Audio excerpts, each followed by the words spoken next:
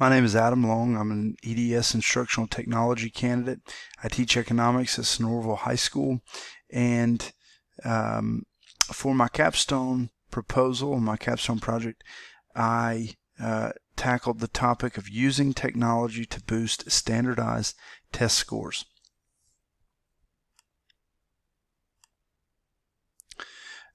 In my implementation of the capstone assignment, I worked at North Murray High School, and at North Murray we struggled with low test scores on the milestone for economics, and that was largely due, in my opinion, to the lack of instructional technology, and because we lack instructional technology, we're unable to engage and motivate. So naturally, the research question for my project became, how will instructional technology in conjunction with 21st century learning strategies impact student achievement data of high school students? So really quickly, taking a look at the student demographics that I used in my study, I had two periods. I had a second period and a sixth period. In total, I had 42 students. Second period had 11 males and 7 females. Of those 18 students, 6 were inclusion students. My sixth period class, I had 11 males and 13 females. Of these 24 students, 6 were inclusion, and of the 42 total students, we had 12 in our class that were inclusion students.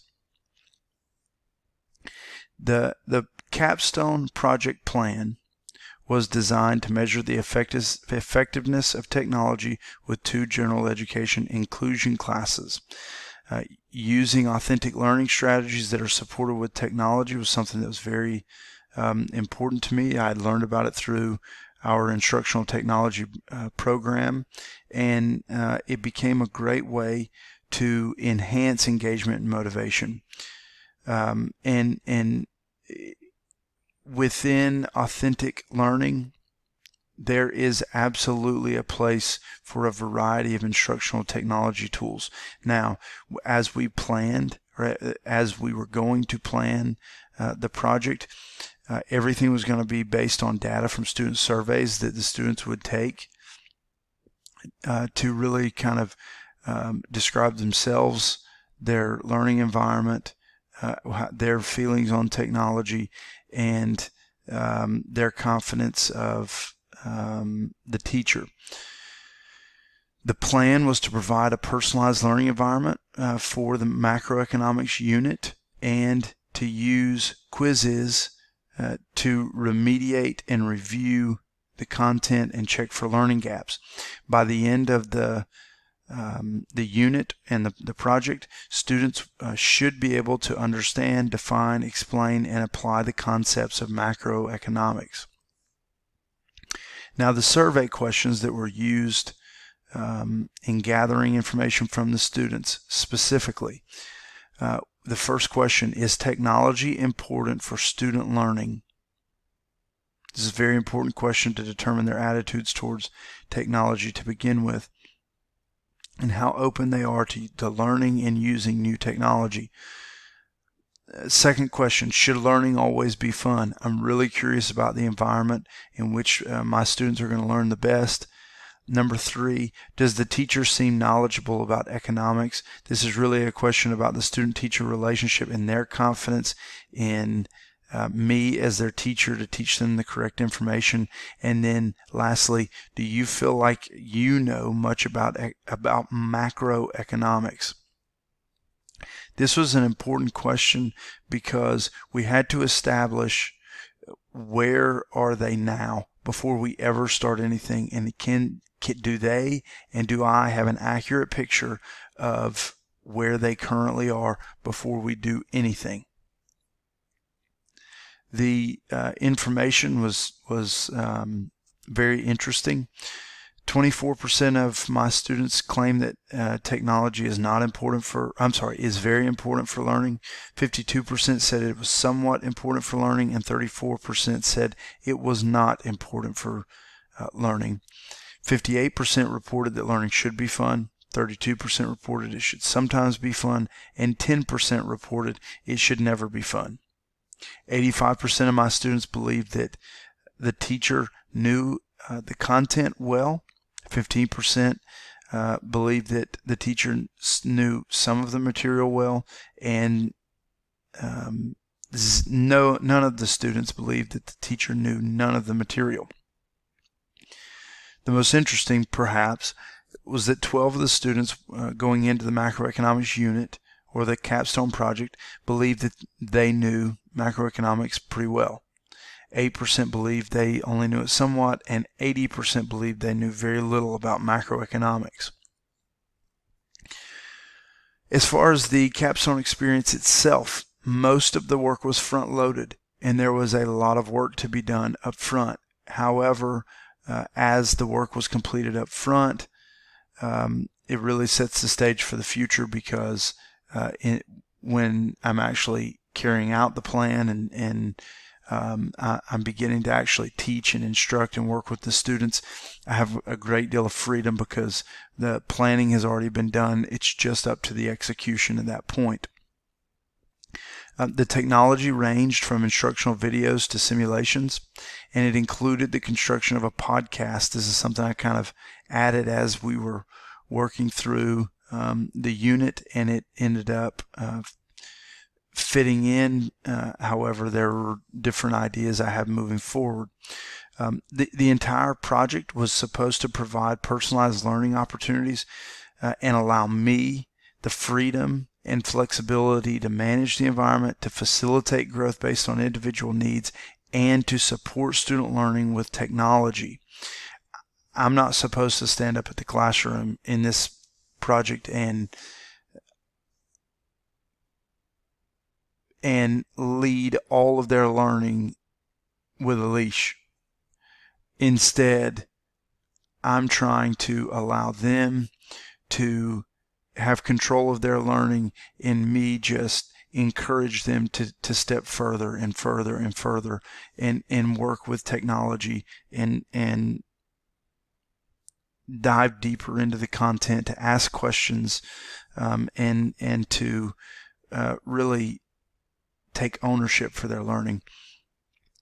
We use drill and practice software to identify learning gaps and provide remediation based on data. This was very effective.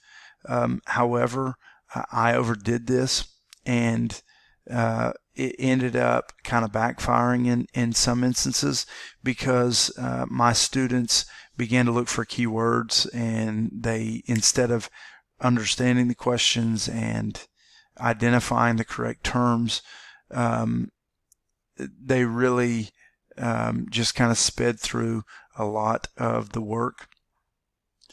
And so my approach would be, moving forward, to use drill and practice software more strategically throughout the unit, and then take that information and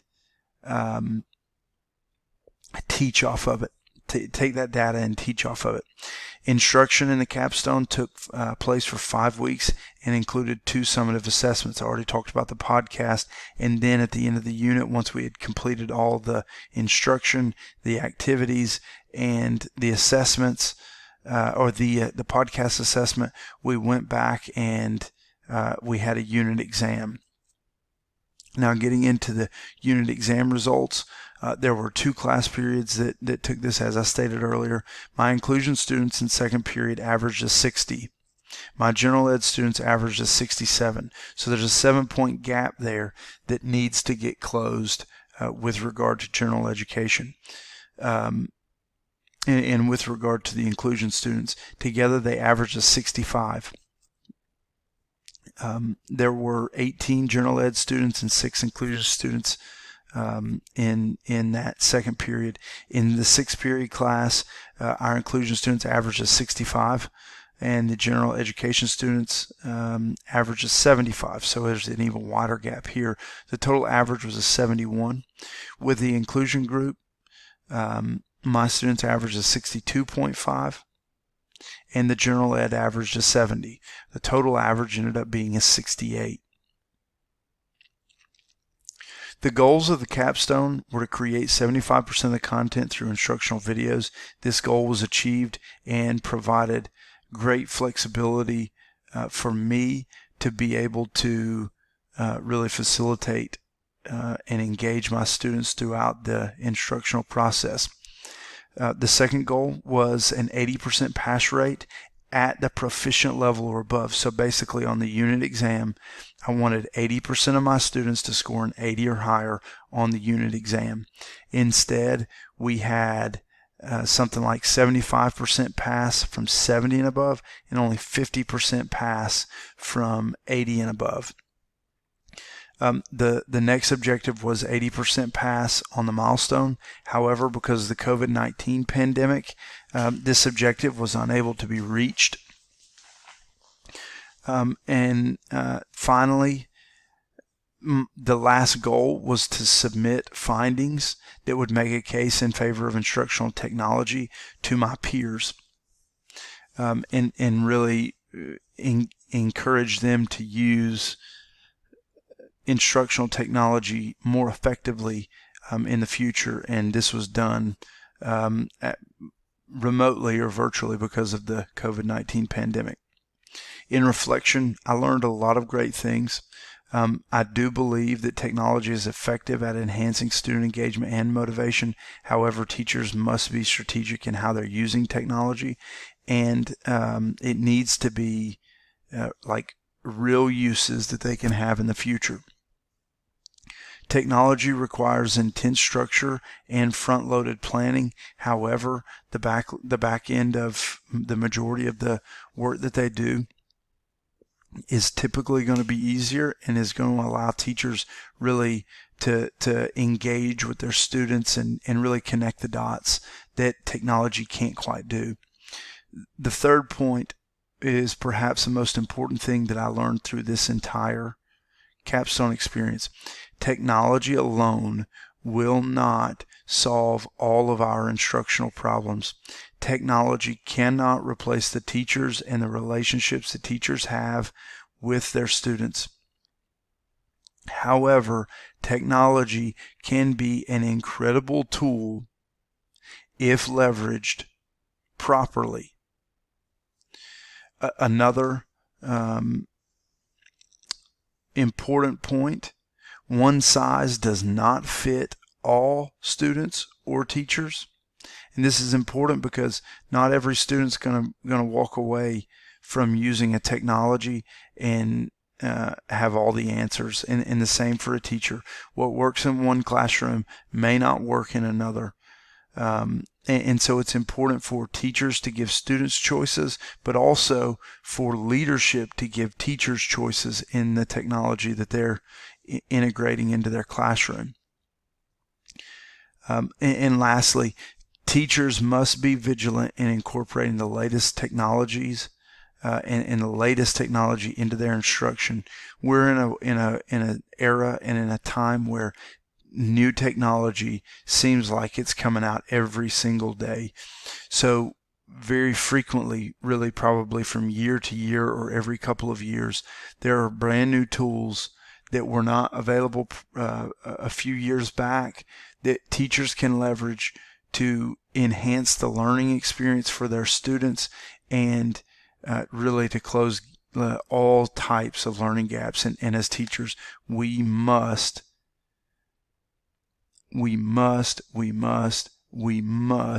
investigate and integrate these new emerging technologies into our practice. This is my capstone. Thank you for listening, and I hope that you've enjoyed it.